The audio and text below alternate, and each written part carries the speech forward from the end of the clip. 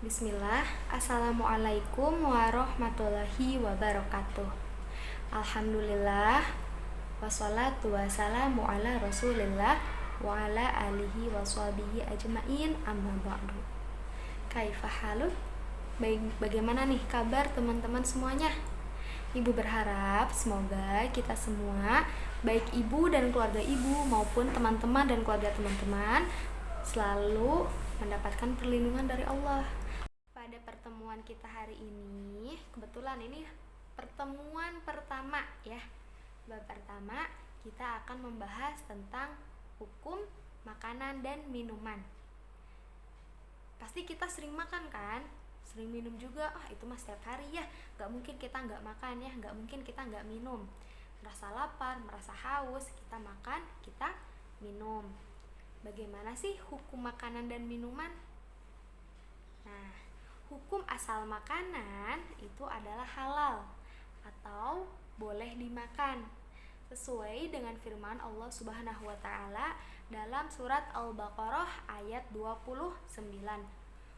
Huwallazi khalaqalakum ma fil ardi jami'a, yang artinya dialah Allah yang menjadikan segala yang ada di bumi untuk kamu. Semuanya halal kecuali apa coba? Kecuali apa yang diharamkan oleh Allah Subhanahu wa taala. Makanan itu kan ada yang baik, ada yang tidak baik, ada yang halal, ada yang haram. Kalau halal berarti makanannya baik. Kalau haram berarti makanannya tidak baik. Nah, halal dan haram ini sudah ada ketentuan ya, sudah disyariatkan oleh Allah Subhanahu wa taala dan oleh nabinya ya, oleh Nabi Muhammad. Allah Subhanahu wa taala berfirman dalam surat Al-An'am ayat 119, yaitu waqad fassala lakum ma harrama 'alaikum illa maddurir ilaihi, yang artinya sesungguhnya Allah telah menjelaskan kepada kamu apa yang diharapkannya atasmu, kecuali apa yang terpaksa kamu memakannya. Selain itu juga ada dalam surat Al-Maidah ayat 4, yaitu yas'alunaka madza uhilla lahum qul uhilla lakumut thayyibat, yang artinya mereka menanyakan kepadamu apakah yang dihalalkan bagi mereka. Katakanlah, dihalalkan bagimu yang baik-baik. Nah ya, Masya Allah, dari dalil-dalil yang tadi disebutkan oleh ibu, itu tuh menunjukkan apa yang diharamkan itu tuh sudah ada syariatnya dari Allah. Sudah ada ya, jadi bukan karena kita tidak suka dengan makanan tersebut atau karena bentuknya tidak bagus, karena tidak sedap dipandang maka makanan itu haram, tidak ya. Tapi semua yang halal, semua yang haram itu sudah ditentukan oleh Allah Subhanahu wa taala. Kita di sini patut bersyukur ya, banyak sekali makanan dan minuman yang halal. Banyak nggak? Banyak ya, banyak sekali makanan dan minuman yang halal dibanding dengan makanan atau minuman yang haram ya. Mereka jumlahnya tidak banyak. Masya Allah sekali ya, di sini para ulama telah menetapkan aturan tentang kehalalan dan keharaman dari suatu makanan, yaitu ada 3 ya. Setiap makanan dan minuman yang baik, suci, dan tidak membahayakan bagi kita ya, maka hukumnya mubah atau boleh ya. Yang apa tadi?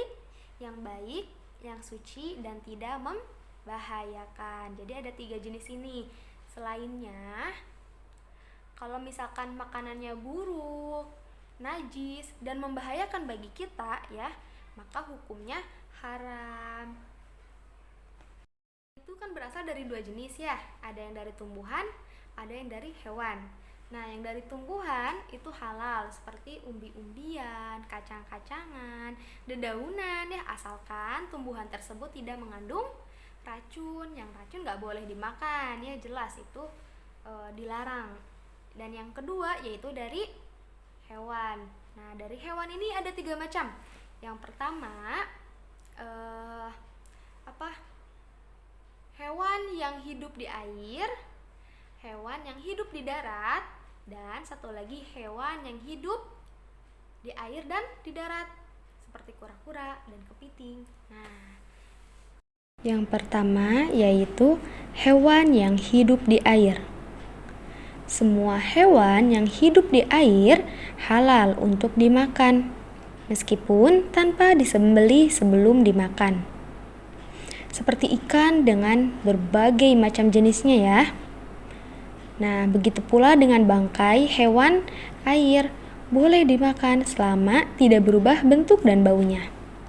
Rasulullah Shallallahu Alaihi Wasallam bersabda, An Abi Hurairah radhiyallahu an qala Rasulullah Shallallahu Alaihi Wasallam fil bahri huwa at-tuhuru ma'uhu al-hillu maitatuhu, yang artinya dari Abu Hurairah radhiyallahu an, ia berkata, telah bersabda Rasulullah Shallallahu Alaihi Wasallam tentang hukum air laut.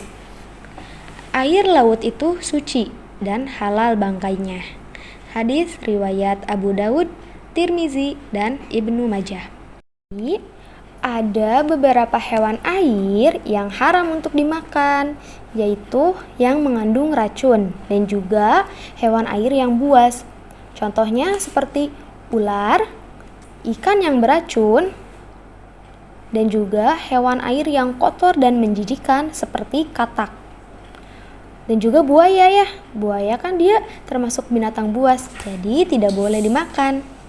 Subhanahu wa ta'ala berfirman dalam surat Al-A'raf ayat 157, wa yuharrimu alaihimul khaba'ith, artinya dan mengharamkan bagi mereka segala yang buruk. Yang kedua yaitu hewan yang hidup di darat. Hewan yang hidup di darat sangat banyak jenisnya dan sering kita jumpai ya. Ada unta. Tapi unta nggak pernah kita jumpai ya kalau kita nggak ke kebun binatang. Ada unta, ada kambing, ada sapi, ada apa lagi? Banyak ya. Nah, itu halal untuk dimakan. Yang terakhir yaitu hewan yang hidup di 2 alam, yaitu hewan yang bisa hidup di darat dan juga hewan yang bisa hidup di laut. Nah, hewan yang hidup di 2 alam ini juga halal untuk dimakan, seperti kura-kura, kepiting, dan yang lainnya. Adapun katak dan buaya itu haram untuk dimakan, karena katak hewan yang menjijikkan dan buaya adalah hewan yang buas. Kita akan membahas makanan dan minuman yang haram. Nah, secara umum, makanan yang diharamkan oleh Allah Subhanahu wa Ta'ala itu karena membahayakan dan merugikan manusia. Demikian juga minuman yang diharamkan, yaitu minuman yang memabukkan dan membahayakan bagi tubuh manusia. Makanan-makanan dari jenis binatang yang haram yaitu babi, hewan yang kotor lagi menjijikan karena suka memakan kotoran manusia dan hewan lain, bahkan kotorannya pun sendiri. Allah Subhanahu wa Ta'ala berfirman, Qul la ajidu fi ma uhiya ilayya muharraman ala ta'imi yata'amuhu illa ayyakuna maitatan aw damam masfuhan aw lahma khinzir. Artinya, katakanlah, tiadalah aku peroleh dalam wahyu yang diwahyukan kepadaku sesuatu yang diharamkan bagi orang yang hendak memakannya, kecuali kalau makanan itu bangkai, atau darah yang mengalir, atau daging babi. Quran Surat Al-An'am ayat 145. Yang kedua, ada binatang buas yang mempunyai taring, seperti singa, harimau, anjing, rubah, dan kera, dan lain-lain yang masih banyak lagi ya. Yang ketiga, burung buas yang mempunyai cakar, seperti burung elang, burung raja wali, dan burung hantu. Dan hadis Nabi SAW yang artinya dari Ibnu Abbas radhiyallahu anhu, ia berkata, Rasulullah SAW melarang memakan setiap binatang buas yang memiliki gigi taring dan setiap burung yang mempunyai cakar. Hadis riwayat Muslim. Yang keempat, burung pemakan bangkai seperti burung nasar dan gagak. Juga burung-burung yang dilarang untuk dibunuh seperti hudhud dan lain-lain. Yang kelima, binatang yang dianjurkan untuk dibunuh seperti ular, kalajengking, tikus, dan raja wali. Yang keenam, keledai jinak dan bigol, yaitu hewan yang dilahirkan dari percampuran antara keledai dan kuda. 7, yaitu binatang yang kotor dan menjijikkan seperti kutu, kecoa, tikus, landak, lalat, kelelawar, dan lain-lain. Contoh hewan-hewan yang dilarang atau yang haram dimakan oleh kita, sebagaimana yang telah dijelaskan di dalam Al-Quran dan hadis-hadis Rasulullah SAW. Sekarang ibu mau bertanya, ada nggak sih manfaat memakan makanan yang halal? Ada ya, segala sesuatu yang diperintahkan oleh Allah pasti ada hikmahnya, pasti ada manfaatnya. Begitupun dengan makanan. Nah, selain menyehatkan badan kita, ada lagi ya manfaat-manfaat yang lainnya, seperti menjauhkan diri dari dosa. Jelas kita memakan makanan yang halal berarti kita telah menjauhkan diri kita dari sesuatu yang dilarang oleh Allah, yaitu memakan makanan yang haram. Yang kedua yaitu mensucikan jiwa. Makanan yang kita makan yang masuk ke perut kita itu tuh akan berpengaruh dengan perilaku dan akhlak kita. Kalau makanan yang kita makan baik, halal, insya Allah perilaku dan akhlak kita juga akan berpengaruh menjadi baik. Begitupun sebaliknya, jika kita memakan makanan yang haram, yang tidak baik, nah itu akan berpengaruh kepada perilaku kita juga ya. Ketiga, yaitu diterima amalnya dan doanya oleh Allah Subhanahu wa Ta'ala. Ada sebab-sebab kenapa doa kita tidak dikabulkan. Salah satunya yaitu karena kita mengonsumsi makanan atau minuman yang tidak baik ya. Jadi tuh memakan makanan yang halal, yang baik, itu tuh salah satu doa kita terkabulkan ya, bisa dikabulkan oleh Allah.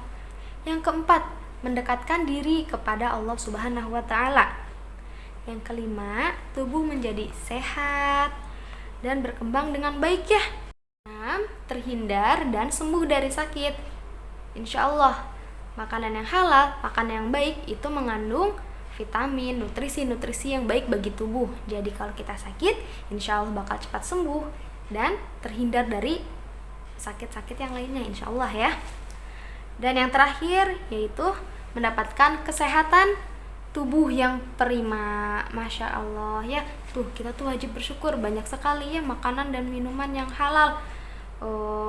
Sedangkan yang haram itu cuma sedikit jumlahnya gitu, yang jarang kita temui juga kan. Nah, selain dari manfaat memakan makanan yang halal, ada akibatnya juga kalau kita mengonsumsi makanan atau minuman yang haram ya. Semoga kita dijauhkan. Akibatnya menjauhkan diri dari rahmat Allah Subhanahu wa Ta'ala. Oh jelas kita jauh dari rahmat Allah karena kita datang karena kita melakukan sesuatu yang dilarang oleh Allah, sesuatu yang diharamkan oleh Allah. Nah, yang kedua, mendapatkan dosa dan membangkitkan marah Allah Subhanahu wa Ta'ala. Mau Allahnya murka sama kita, nggak boleh ya. Nggak mau juga, jangan sampai Allah murka dan marah sama kita. Makanya kita harus menjauhkan dari sesuatu yang dilarang oleh Allah Subhanahu wa Ta'ala. Salah satunya yaitu menghindari makanan dan minuman yang haram. Yang ketiga, mengakibatkan doa tidak diterima. Nah, tadi kan yang halal salah satunya bisa mengabulkan ya, tuh bisa dikabulkan oleh Allah. Nah, kalau kita mengonsumsi makanan yang haram, itu bisa menjadi salah satu kenapa doa kita tidak terkabulkan. Nauzubillah ya. Yang keempat, mendapat balasan dan ancaman berupa siksaan di akhirat nanti. Karena apa? Karena kita telah melanggar aturan agama, karena kita telah melanggar aturan dari Allah Subhanahu wa taala. Jadi kan akibat buruk terhadap amalan kita terhadap dari sisi agamanya. Sekarang kita lihat dari sisi kesehatannya. Yang pertama, membahayakan kesehatan tubuh. Makanan yang haram adalah makanan yang tidak baik, yang membahayakan bagi tubuh kan. Nah, itu bisa membahayakan. Kita misal contoh minum minuman yang memabukkan, itu kan nggak baik juga ya bagi kesehatan. Atau enggak makan makanan yang beracun, nah itu nggak boleh. Yang kedua, bersifat buruk, berperilaku buruk. Nah, tadi yang makanannya baik, insya Allah ya sikapnya, perilakunya juga akan ikutan baik. Dan kalau misalkan kita mengonsumsi sesuatu yang buruk, nah na'udzubillah ya, peringai kita, sikap kita, akhlak kita bisa juga berpengaruh menjadi buruk. Yang ketiga yaitu menghilangkan akal, kesadaran, dan melemahkan tubuh ya, kalau misalkan kita mengonsumsi makanan-makanan yang haram, makanan-makanan yang tidak baik seperti minuman keras. Nah, itu tidak sehat ya, itu membahayakan bagi tubuh. Nauzubillah. Kita wajib bersyukur kepada Allah Subhanahu wa taala atas karunia-Nya ya. Jumlah makanan yang halal jauh lebih banyak dibandingkan dengan makanan yang haram. Apalagi makanan yang haram ini jarang ditemui sama kita ya. Binatang-binatang buas ya, jarang sekali. Alhamdulillah, Masya Allah ya. Allah Subhanahu wa ta'ala berfirman dalam surat Al-Baqarah ayat 172, Ya ayyuhalladzina amanu kulu min thayyibati ma razaqnakum washkuru lillahi in kuntum iyyahu ta'budun. Yang artinya, hai orang-orang yang beriman, makanlah di antara rezeki yang baik-baik yang kami berikan kepadamu, dan bersyukurlah kepada Allah jika benar-benar kepadanya kamu menyembah. Salah satu bentuk syukur nikmat yang Allah berikan kepada kita yaitu mencukupkan diri dengan memakan makanan dan minuman yang halal dan menjauhkan diri dari yang diharamkan oleh Allah Subhanahu wa ta'ala. Masya Allah. Alhamdulillah, pembelajaran kita hari ini selesai. Semoga ilmu yang didapatkan semoga menjadi ilmu yang barokah, ilmu yang bermanfaat ya. Amin. Kita tutup dengan doa kafaratul majlis ya. Subhanaka Allahumma wa bihamdika asyhadu alla ilaha illa anta astaghfiruka wa atubu ilaik. Assalamualaikum warahmatullahi wabarakatuh.